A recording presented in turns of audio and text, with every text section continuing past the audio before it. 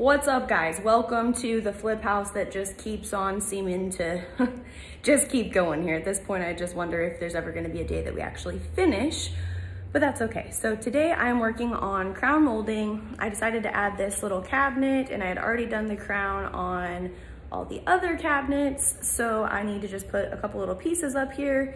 And whenever I'd asked on Instagram what people really wanted to see, this was one of the top things that people struggle with, is how to do crown molding. It can be really confusing with the angles and everything. Little disclaimer, I don't claim to be a pro at this, but I've done several houses over the years, and really it's all thanks to these templates that I'm about to show you. I found these on Pinterest when I first, probably about 6 years ago, when I did my first house that we were living in with crown molding. And it was super helpful because I was just very overwhelmed and confused with how to set my miter saw and everything else. So I hope that this video is helpful. One more little disclaimer, I can't take credit for this. I actually saw these templates on Pinterest, and I believe that it is thesawdustgirl.com. So if you do need a visual, I will put the little templates.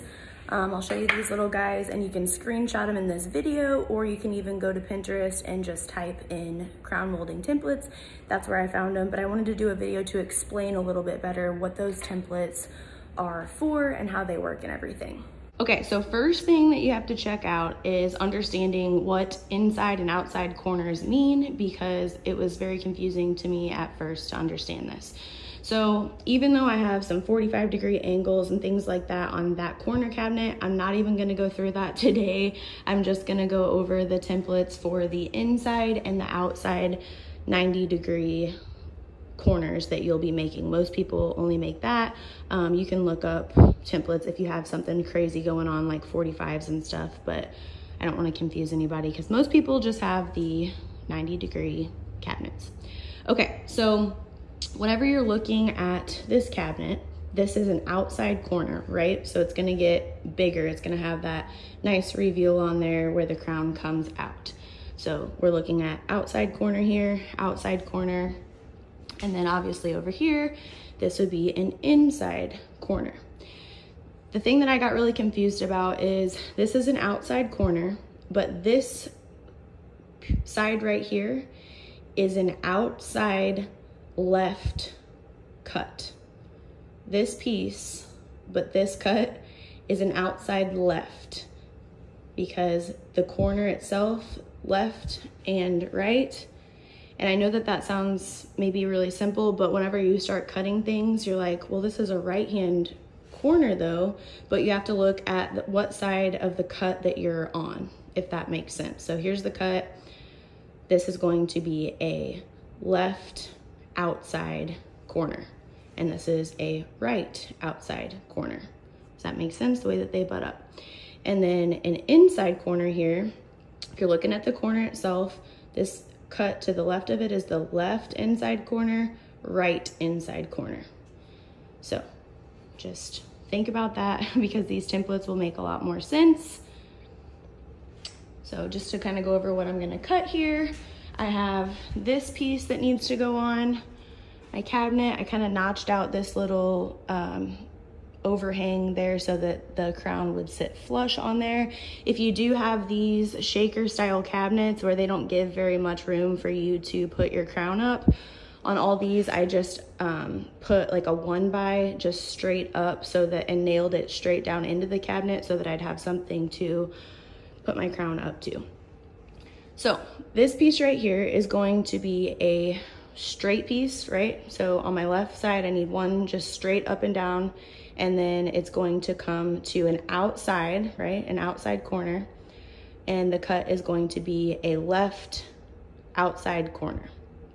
Makes sense? So straight to left outside corner.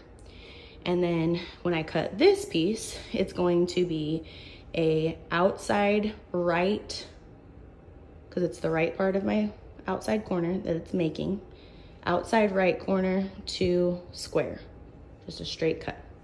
Okay, so this is what we're gonna be cutting today, and I'll show you how much more simple that it really is, because that can get very confusing. So here we go. So the first thing is that whenever you have your piece of crown molding, you're gonna look at it and you need to know what's the top and what's the bottom. So I think all of the time, the fancier part, the more detailed part is always at the bottom. And so this would be my top. If you kind of look from the side, you can see that that little flat part is where you're going to be nailing that flush with your cabinets. So some of it, you know, can all be a little bit different, but the fancier side is what we call the bottom. So I'm gonna show exactly how to cut that piece that's gonna go on the back part of the cabinet. So you're going to measure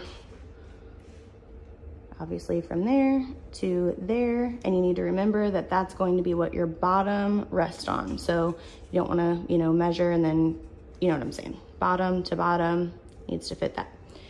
So bring it over here, and we know that that is going to be a straight cut.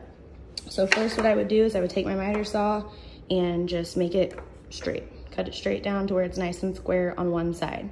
And then I know that I have to make an outside left corner on the other side of that cut.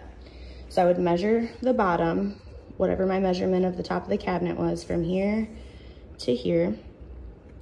And then I know that I need to make that outside left-hand corner. So these are the templates that I'm talking about that I will lay out and you can take a screenshot of here in a few minutes in this video. So the outside left corner, it has these templates, these rules to it that just make it super easy for me, instead of me having to think about it and make mistakes, that I can just say, okay, I need an outside left corner. Let me grab this piece and it's gonna tell me exactly what to do then. So for the outside left corner, it's gonna be, the bottom is going to be on the fence. So here's the bottom of the crown, right? So I'm gonna turn it upside down. Bottom is on the fence. It says right is keeper, meaning that anything that's on the right side of the blade is what I'm going to keep. That's my keeper piece. That's the piece that I'm cutting, that I'm using.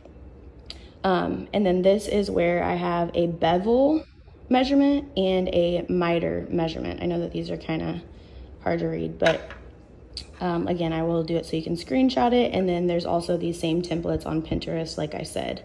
So bevel left 33.9, and then miter left at 31.6. So this is your miter.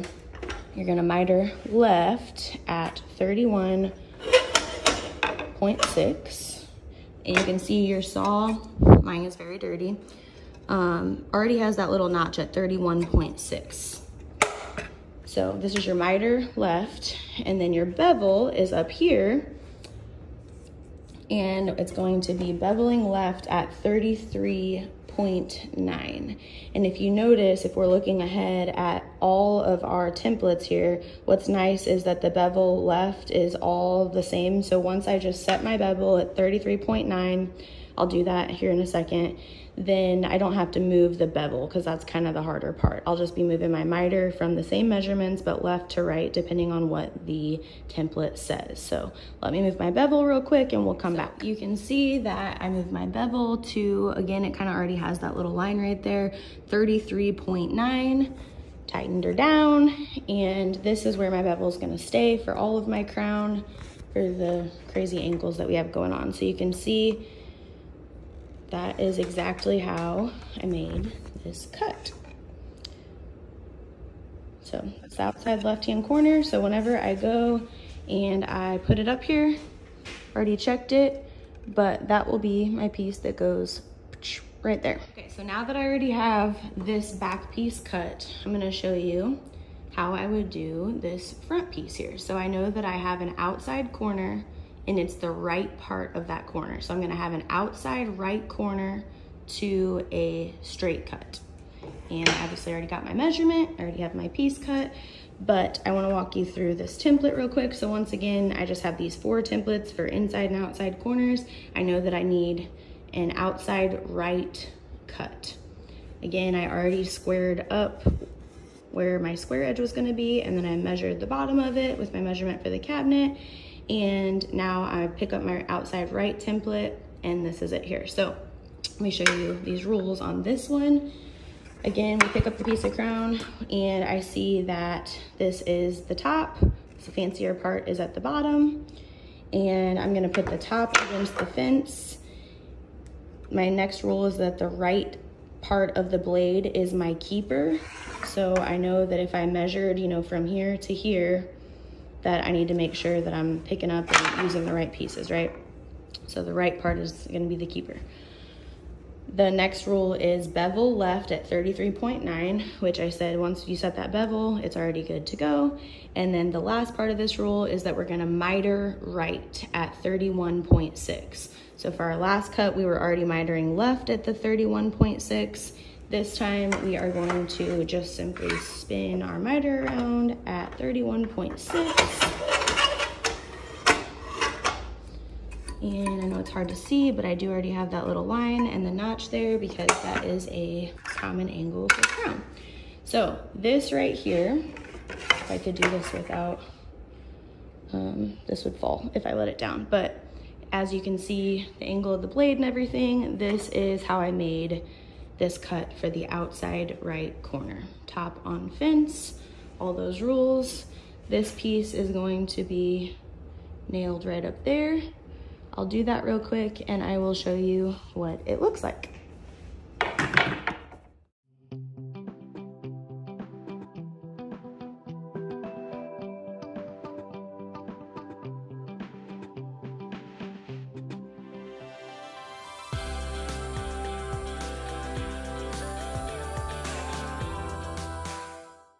Okay, so this is the finished product.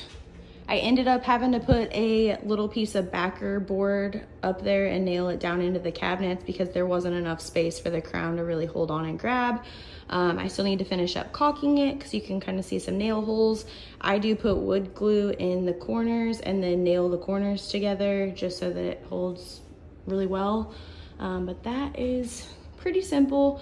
I did use a pass load gun. These are nice because they just have the gas in there, so it's not pneumatic or anything, but really it's too big. I think that the smallest that they make size of nails is 1 to 1.5, and it's really a struggle with something that little and delicate like crown. So if you just have like a little brad nailer or something like that, that is probably what I would use. And then these are the templates. I will put them right here and hold it there for a second so that you can screenshot them. Or like I said, you can go to Pinterest. Here are the templates. So you got your outside left corner, you got your inside right corner, your outside right and your outside left. And all the rules are, you know, the same. It's just telling you if the top or bottom is on the fence, what side the keeper piece is, what your bevel, which all of these, the bevels are set left at 33.9. And then the last rule is the miter, whether you're doing miter right or miter left, but all of those measurements are still the 31.6. You're just swinging your miter from left to right. And then this one's a little bit hard to read on that last template, but that is an L, so miter left, 31.6. Again, you can find those templates on Pinterest, but it makes it pretty dang easy. Okay, so the crown is done. I'm gonna show you how it turned out here in just a second. I also kind of incorporated this with a little shiplap video. I'm gonna upload that separately so that you don't have to watch if you already know how to do shiplap or don't care. But be looking for that if you do. And then one last note on these little templates. So obviously on them, I just did it on a scrap piece of casing or whatever I had laying around, and I just did, you know, what my rules are on the back of it. But something that would make it even easier, especially if you're starting out and you don't really understand like how it's going to come together. I used to cut mine on an actual piece of crown. So if it would have been, you know, an outside corner or whatever, my template on the back of that or on the front or whatever, I would write the rules, but actually cut that piece, you know, the way that that template says. And then that way, if I ever have any, you know, I don't know, just kind of as you're going, you can piece them together, if that makes sense. I know that's kind of complicated to explain. Maybe I'm overcomplicating it, but you can actually do the cut on a piece of crown instead of just a scrap, so that you can kind of, you know, shove them into the cabinets and see how they're gonna fit better. And you have an actual template of that exact cut that you could always put on the saw and just to kind of, you know, verify as you're cutting. So that's the only other little tip on the templates. And then here is how it turned out. I hope that this was helpful to you guys. It makes crown pretty dang simple. I hope that you got some value out of this video.